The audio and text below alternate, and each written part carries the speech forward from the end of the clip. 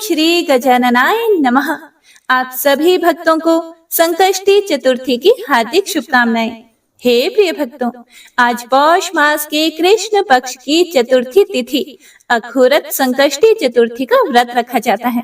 तो आज की इस वीडियो में आप सुनेंगे संकष्टी चतुर्थी की संपूर्ण व्रत कथा और चौथ माता की कथा। तो आइए पूरे भक्ति भाव से आज की इस पावन कथा का रसपान करते हैं। जय श्री गणेश। एक समय युधिष्ठिर महाराज ने भगवान श्री कृष्ण से यह प्रश्न किया कि हे देव, गणेश पूजन का क्या विधान है? किस तिथि को पूजा करने से वे सिद्धि देते हैं? फिर भगवान श्री कृष्ण बोले, हे महाराज, एक समय देवी पार्वती ने भी यही प्रश्न गणेश जी से किया था। उसे मैं तुमसे कहता हूँ, ध्यान से सुनो।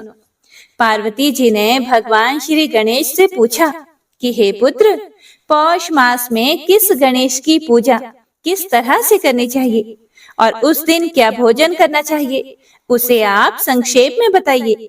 तब श्री गणेश जी ने कहा कि हे महादेवी, पौष मास की चतुर्थी विघ्न नाशिनी होती है। उसमें लंबोदर नामक गणेश जी की पूजा करके भोजन के रूप में केवल गोमूत्र ही पीना चाहिए और व्रती को दिन भर शांत भाव से निराहार रहकर व्रत करना चाहिए। दिन में सोना नहीं चाहिए और ब्रह्मचर्य का पालन करना चाहिए। रात्रि में पूजन के बाद ब्राह्मणों को भोजन करवाएं और दूध से बनी हुई खीर में शुद्ध घी मिलाकर गणपति मंत्र से हवन करें, तो वह शासक को भी अपने वशीभूत कर सकता है। भगवान श्री गणेश बोले कि हे माते, इस संबंध में हम आपको एक प्राचीन कथा सुनाते हैं। जब रावण ने स्वर्ग के सभी देवताओं को पराजित कर दिया था, लेकिन जब रावण को बाली की अपार शक्ति के बारे में पता चला, तो उसने संध्या करते हुए बाली को पीछे से जाकर पकड़ लिया। क्योंकि वानर राज बाली रावण से कहीं अधिक शक्तिशाली था, इसीलिए बाली ने रावण को अपनी बगल में दबा लिया और उसे किष्किंधा ले आए और अपने पुत्र अंगद को खिलौने की तरह खेलने के लिए दे दिया। अंगद ने भी रावण को खिलौना ही समझा और उसे रस्सी से बांधकर इधर उधर घुमाने लगा। अंगद ने रावण को पूरे नगर में घुमाना शुरू कर दिया। विश्व विजेता रावण की ऐसी हालत देखकर सभी नगरवासियों ने रावण का बड़ा उपहास किया। नगरवासी कहने लगे, अरे देखो तो सही, यह विश्व विजेता रावण आज राजकुमार द्वारा सड़कों पर घुमाया जा रहा है। पूर्ववासियों की बात से रावण बड़ा ही लज्जित हुआ और उसका सारा घमंड चूर चूर हो गया, जिसकी वजह से रावण को काफी पीड़ा भी हो रही थी। तब एक दिन रावण ने बहुत दुखी मन से ऋषि पुलस्त्य जी का सुमिरन किया। रावण की ऐसी दशा देखकर ऋषि पुलस्त्य जी को बड़ा दुख हुआ और उन्होंने पता लगाया कि आखिर रावण की ऐसी दशा क्यों हुई है। और फिर उन्होंने मन ही मन यह सोचा कि घमंड होने पर देव, मनुष्य और असुर सभी की यही गति होती है। फिर भी पुत्र मोह में आकर उन्होंने रावण के पास आकर रावण से पूछा कि पुत्र, तुमने मुझे क्यों याद किया? फिर रावण ने कहा कि देवताओं को जीतने के कारण गर्व करने से मेरी यह दुर्गति हुई है। मैंने संध्या करते हुए एक वानर राज को देखा। पश्चिमी महासागर के तट पर मैंने उसे पीछे से पकड़ने की चेष्टा की, लेकिन मैं ही उसके द्वारा पकड़ लिया गया। मुझे वह यहाँ लाकर गले में रस्सी लगाकर उसने मुझे अपने बेटे को खेलने के लिए दे दिया। इस दुर्गति को देखकर नगरवासी मेरी हंसी उड़ाते हैं। हे देव, इसी चिंता में मैं बड़ा व्याकुल रहता हूँ। रस्सी में बंधे रहने के कारण मैं शक्तिहीन हो गया हूँ। हे नाथ, अब मैं क्या करूं? मेरे जैसा आपके वंश में कोई दूसरा कुल कलंकी नहीं है। अब आप ही मेरी रक्षा कर सकते हैं। तब पुलस्त्य मुनि ने कहा, हे रावण, डरने की कोई बात नहीं है। मैं तुम्हें बंधन से मुक्त करा दूंगा। यह बाली देवराज इंद्र के वीर्य से उत्पन्न है और पराक्रम में तुमसे बढ़कर है। इसकी मृत्यु महाराज दशरथ के पुत्र श्री राम के हाथ से होगी। हे राक्षस राज, यदि तुम बाली के बंधन से छूटना चाहते हो तो मेरी बात मानकर संकट नाशक गणेश जी का व्रत करो। प्राचीन काल में वृतासुर की हत्या के प्रायश्चित स्वरूप इंद्र ने इस व्रत को किया था, इसीलिए तुम भी इस संकट नाशक व्रत को करो। बहुत शीघ्र ही तुम्हारा क्लेश भी दूर हो जाएगा। इस प्रकार आदेश देकर पुलस्त्य मुनि वन में चले गए और इधर रावण ने महर्षि पुलस्त्य के कहे अनुसार अखोरत संकष्टी चतुर्थी का व्रत पूरे विधि विधान से पूर्ण किया। इस व्रत के प्रभाव से बाली ने रावण को अपना मित्र बनाकर उसे अपने बंधन से मुक्त कर दिया। भगवान श्री गणेश आगे बोले, हे माते, इस व्रत के प्रभाव से रावण तत्काल ही बंधन रहित हो गया और सुख पूर्वक अपना राज्य करने लगा। हे प्रिय भक्तों, भगवान श्री कृष्ण कहते हैं, हे युधिष्ठिर, आप भी इस व्रत को कीजिए। इस व्रत के प्रभाव से संसार में समस्त शत्रुओं का संहार करके आप अपने उत्तम राज्य को प्राप्त करेंगे। कृष्ण जी की बात सुनकर युधिष्ठिर महाराज ने विधि पूर्वक पौष मास की कृष्ण पक्ष की संकष्टी चतुर्थी का व्रत किया और इस व्रत के प्रभाव से उन्होंने अपने राज्य को पुनः प्राप्त कर लिया। हे प्रिय भक्तों, तो इस तरह से जो पूरी श्रद्धा से अखोरत संकष्टी चतुर्थी का व्रत करता है वह बड़ी से बड़ी मुश्किल से भी निकल जाता है। तो प्रेम से बोलिए, गौरी पुत्र गणेश भगवान की जय। हे प्रिय भक्तों, तो आइए अब चतुर्थी व्रत की दूसरी कथा को सुनते हैं। कथा के अनुसार सतयुग में अत्यंत सरल एवं सत्यनिष्ठ स्वभाव के हरिश्चंद्र नामक एक प्रतापी राजा थे। उनके शासन काल में अधर्म नाम की कोई भी वस्तु नहीं थी। उनके राज्य में कोई अपाहिज, दरिद्र या दुखी नहीं था। उन्हीं के राज्य में एक ऋषि शर्मा नामक तपस्वी ब्राह्मण रहते थे। एक पुत्र की प्राप्ति के बाद वे स्वर्गवासी हो गए। पुत्र का भरण पोषण उनकी पत्नी करने लगी। वह विधवा ब्राह्मणी भिक्षाटन के द्वारा पुत्र का पालन पोषण करती थी। वह पतिव्रता ब्राह्मणी गोबर से गणेश जी की प्रतिमा बनाकर सदैव पूजन किया करती थी। भिक्षाटन के द्वारा ही उसने पूर्वोक्त रीति से तिल के 10 लड्डू बनाए।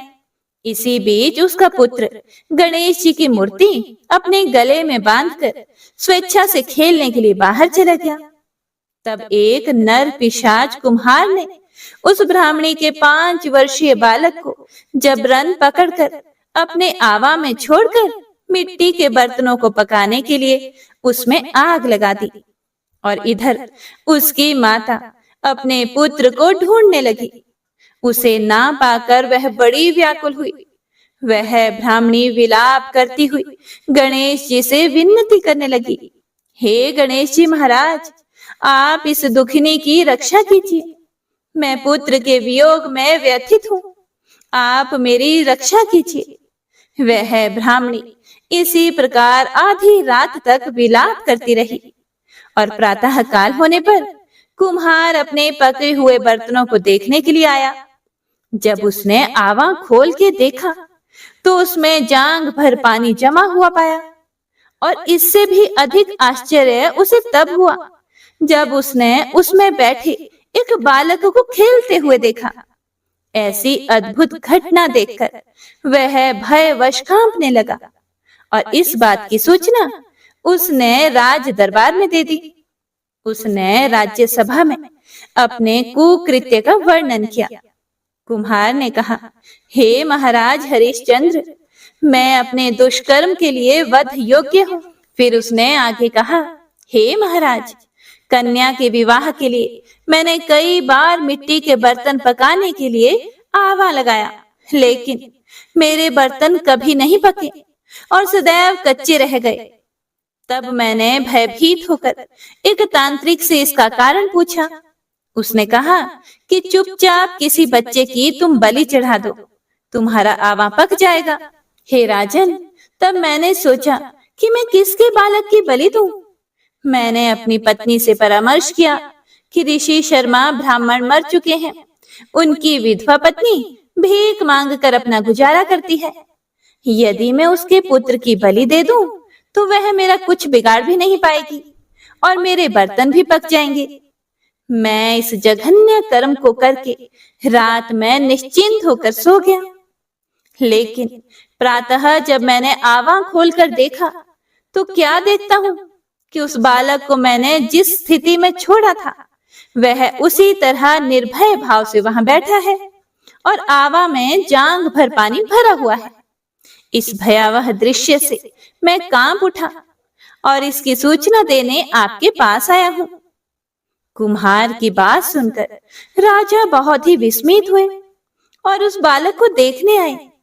बालक को प्रसन्नता पूर्वक खेलते हुए देखकर मंत्री ने राजा से कहा कि ये क्या बात है, यह किसका बालक है?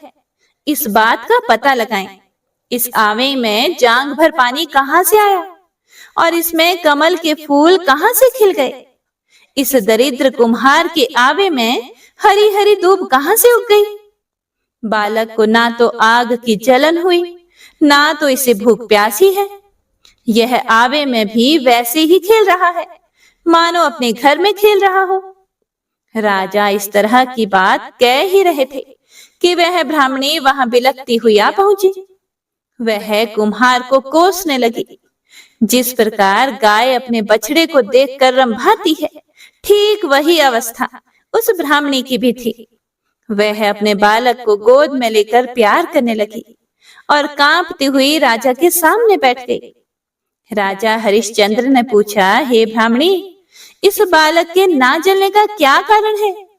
क्या तू कोई जादूगरनी है या तूने कोई धर्माचरण किया है जिसके कारण बच्चे को आंच तक नहीं आई?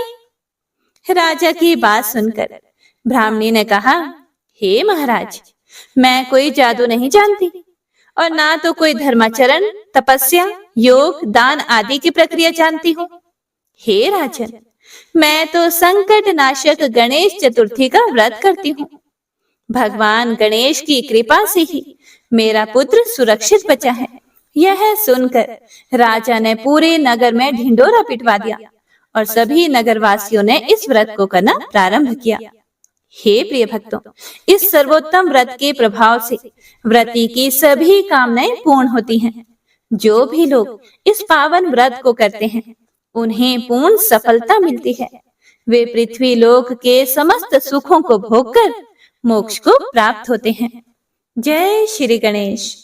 हे प्रिय भक्तों, तो आइए अब संकष्टी चतुर्थी की तीसरी कथा का रसपान करते हैं। पौराणिक एवं प्रचलित श्री गणेश कथा के अनुसार एक बार देवता कई विपदाओं में घिरे हुए थे।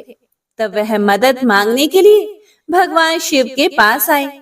उस समय भगवान शिव के साथ कार्तिकेय जी और गणेश जी बैठे हुए थे। देवताओं की बात सुनकर शिव भगवान ने कार्तिकेय और गणेश जी से पूछा कि तुम में से कौन देवताओं के कष्टों का निवारण कर सकता है? तब कार्तिकेय और गणेश जी दोनों ने ही स्वयं को इस कार्य के लिए सक्षम बताया। इस पर भगवान शिव ने दोनों की परीक्षा लेते हुए कहा कि तुम दोनों में से जो सबसे पहले पृथ्वी की परिक्रमा करके आएगा, वही देवताओं की मदद करने जाएगा। भगवान शिव के मुख से यह वचन सुनते ही कार्तिकेय जी अपने वाहन मोर पर बैठकर पृथ्वी की परिक्रमा के लिए निकल गए।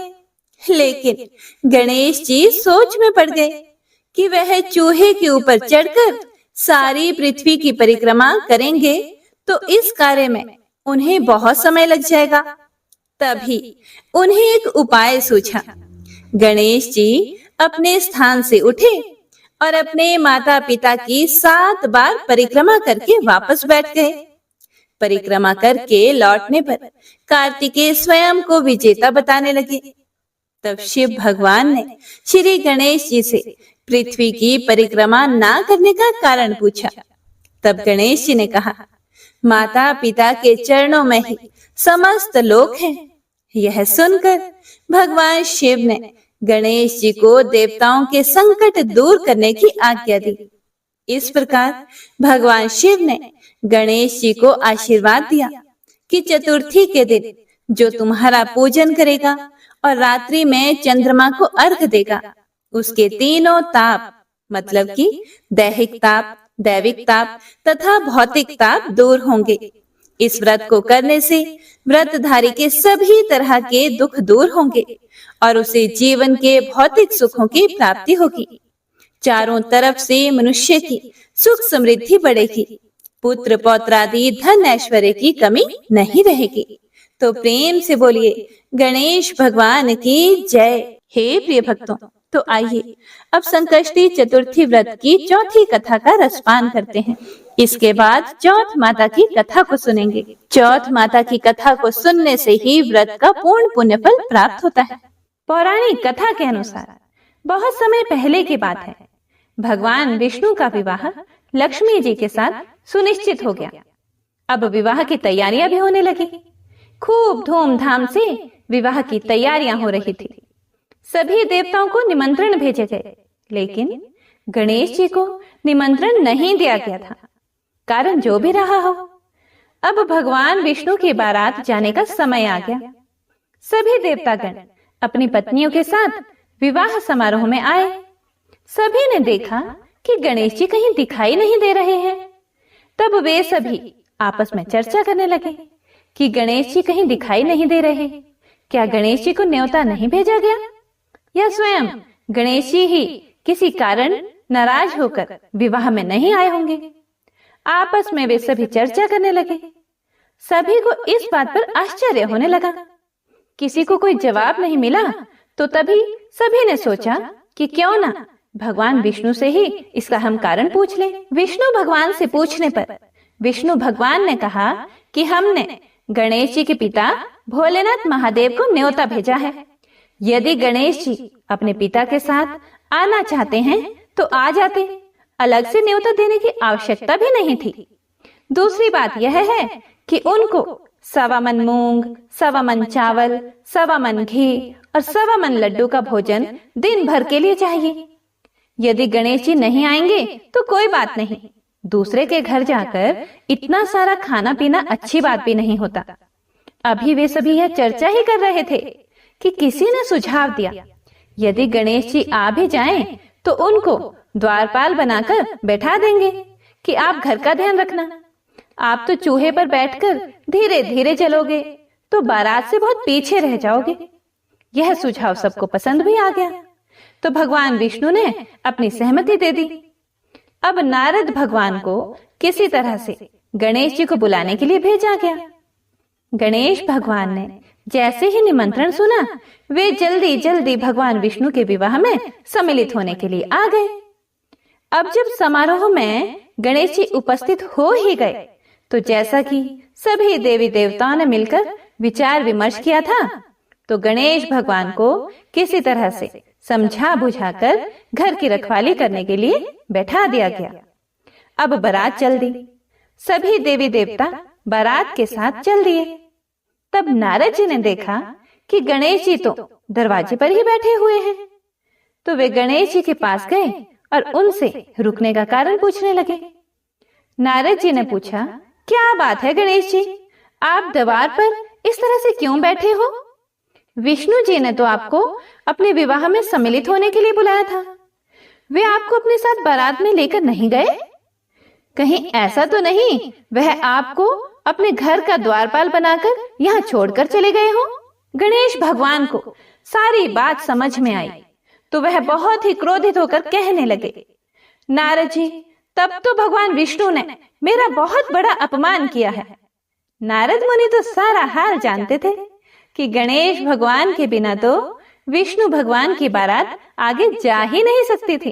तब नारद जी गणेश भगवान को कहने लगे कि अगर आप अपनी मूषक सेना को आगे भेज दें तो वह रास्ता खोद देंगे, जिससे कि सभी वाहन धरती में धंस जाएंगे।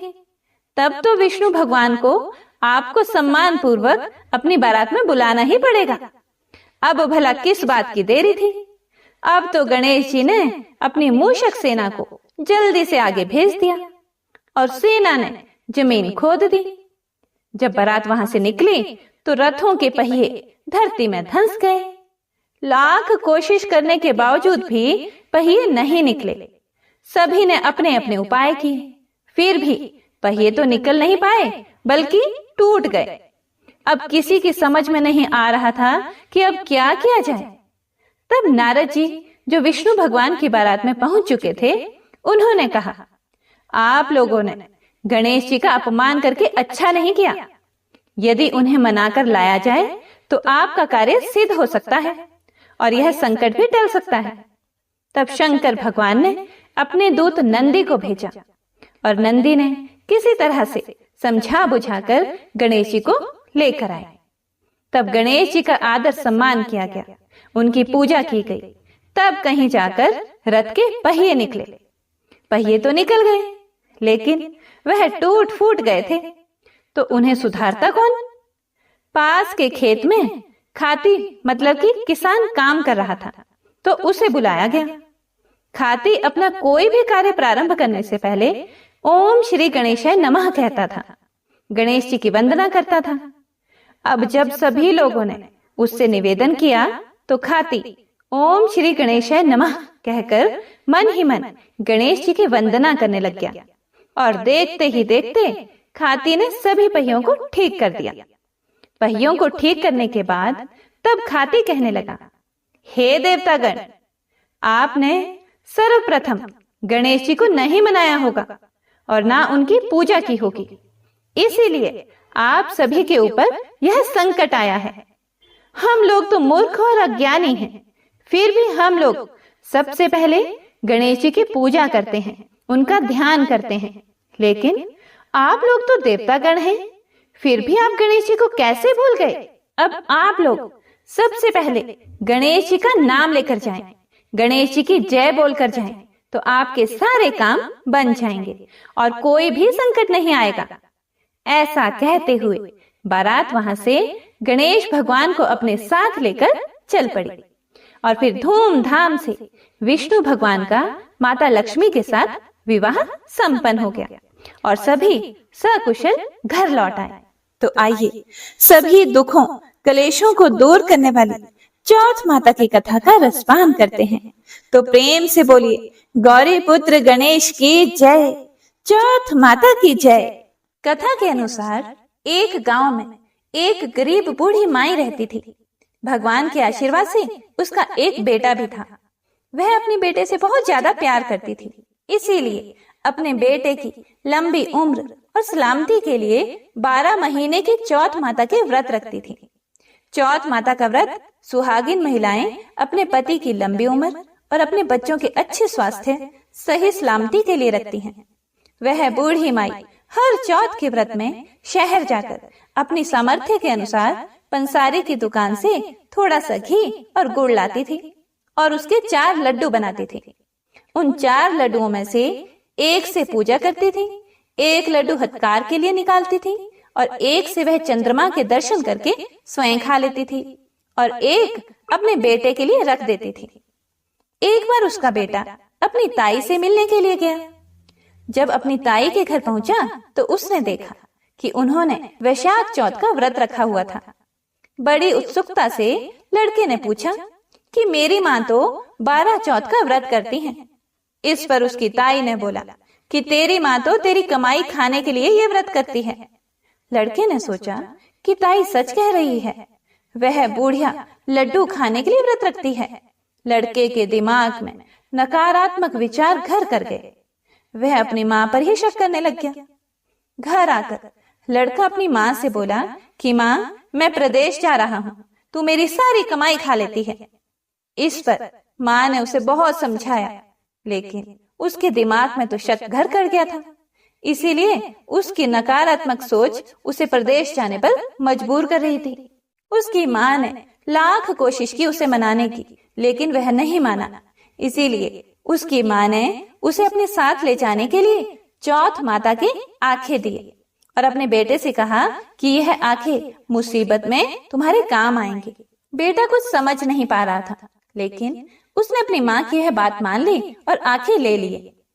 वह प्रदेश जाने के लिए यात्रा कर रहा था कि उसको एक नगर में जाते समय रास्ते में एक बूढ़ी माई दिखाई दी। लड़के ने जब ध्यान से देखा तो बुढ़िया माई रो रही थी। वह रो भी रही थी और साथ में खीर और पुए भी बना रही थी। लड़के ने पास जाकर पूछा कि हे बुढ़िया माई, आप क्यों रो रही हैं?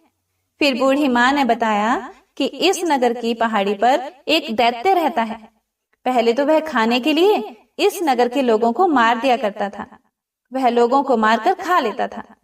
उसके इस अत्याचार को रोकने के लिए नगर में यह व्यवस्था की गई कि हर घर से एक आदमी को दैत्य के पास भेजा जाएगा। और आज मेरे बेटे की बारी है, इसीलिए मैं रो रही हूँ और उसी के लिए खीर और पुए भी बना रही हूँ।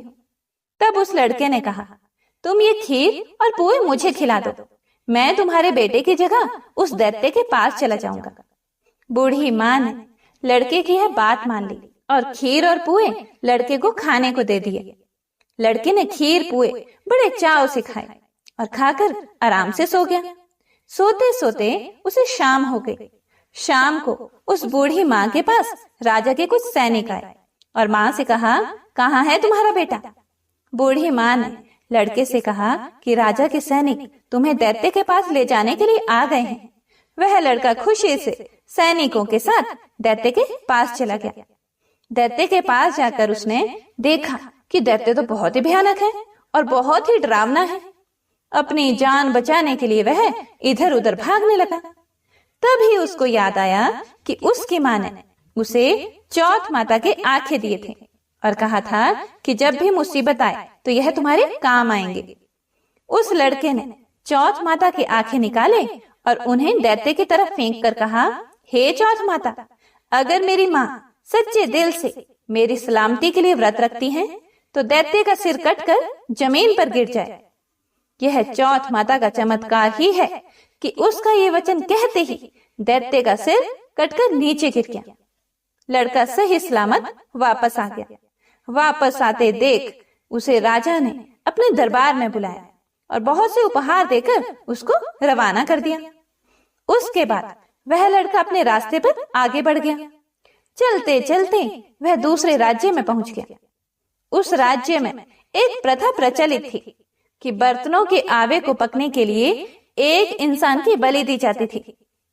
आपको बता दें कि आवा उसे कहते हैं जब कच्चे मिट्टी के बर्तनों को पकाने यानी पक्का करने के लिए आग में पकाया जाता है। वह बहुत ही विशाल भट्टा होता है। राज्य से जाते देख सैनिकों ने उसे पकड़ लिया और आवे में चिनवा दिया और आवे को पकाने लगे। लड़के ने फिर से चौथ माता की आंखें निकाले और बोला, हे चौथ माता, अगर मेरी माँ मेरे लिए बिना किसी स्वार्थ के व्रत रखती है तो आवा पकने पर मेरी मृत्यु नहीं होनी चाहिए। लड़के के ये शब्द बोलते ही आवा पकने पर लड़के की मृत्यु नहीं हुई। जब आवे के बर्तन निकालने लगे तो आवे से मिट्टी के बजाय सोने और चांदी के बर्तन निकले और लड़के ने अंदर से कहा, बर्तन आराम से निकालना, कहीं मुझे ना लग जाए। ऐसा सुनकर बर्तन बनाने वाले हैरान हो गए और उसे आवे से निकालकर राजा के दरबार में ले गए। राजा भी बहुत हैरान हुआ। राजा ने लड़के से पूछा, आखिर तुम इस आवे से जिंदा कैसे बचाए?